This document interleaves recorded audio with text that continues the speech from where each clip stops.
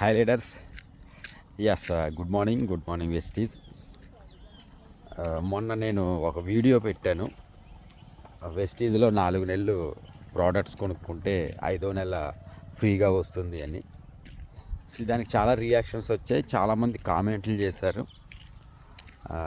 So ఈ comment చేసిన వాళ్ళలో ఏంటంటే కొంతమంది నెగిటివ్గా కామెంట్ చేశారు. సో నెగిటివ్గా కామెంట్ చేసిన వాళ్ళ ప్రొఫైల్స్ ఏంటి అనేది నేను వెరిఫై చేస్తే వాటిలో 80% ప్రొఫైల్స్ అన్నీ కూడా లాక్లోనే ఉన్నాయి. ఓకే, ఇంకొక 20% పీపుల్స్ ఏంటంటే అదర్ కంపెనీస్, నెట్వర్క్లో అదర్ కంపెనీస్ చేసేటటువంటి లీడర్స్ అన్నమాట అండి. లీడర్స్ అనొచ్చు, యూజర్స్ అనొచ్చు. ఆ 80% పీపుల్స్ గురించి మనం పక్కన పెట్టేస్తే ఏంటంటే వాళ్ళు ఎవరో ఏంటో మనకు తెలియదు. కాబట్టి ఈ 20% పీపుల్స్ గురించి నేను అనాలిసిస్ చేసినప్పుడు నాకు తెలిసింది ఏంటంటే ఏదో ఒక కంపెనీలో చేస్తున్నప్పుడు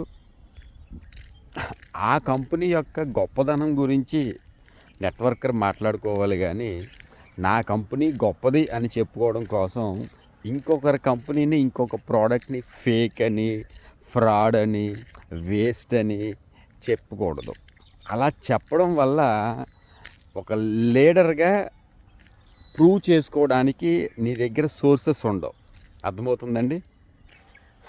నీ ప్రోడక్ట్ ఎలా పనిచేస్తుంది, నీ కంపెనీ నీకు ఎలాంటి ఆఫర్స్ ఇస్తుంది, ఇది కదా ప్రపంచానికి తెలియజేయాల్సింది.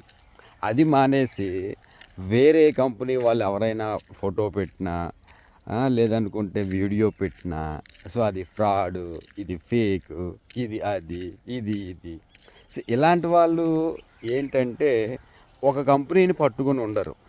ఎందుకంటే వాళ్ళల్లో చాలామంది వెస్టీజ్లో స్టార్టింగ్లో ఉండే ఉంటారు.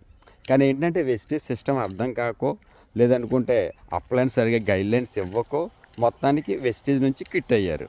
అర్థమవుతుందండి? అలాంటి వాళ్ళు మళ్ళీ ఏంటంటే ఏదో కంపెనీలకి వెళ్తారు. అబ్బాయి ఈ కంపెనీ గొప్పదని చెప్పుకోవడానికి ఆ కంపెనీలో ఉన్న గొప్ప విషయాలు ఏంటో వీళ్ళకి కూడా తెలియదు. అందుకని పక్కదాని మీదన రాళ్ళు వేస్తూ ఉంటారు. చూడు మచ్చా, 4 కంపెనీలు చేసినంత మాత్రాన నాయకుడు కాలేదు. 4 కాలాల పాటు ఒకే కంపెనీని నువ్వు నమ్ముకుని ఉంటే నాయకుడు అవుతావు, లీడర్ అవుతావు, నువ్వు మంచి ఎర్నర్ అవుతావు. ఓకేనా? Thank you.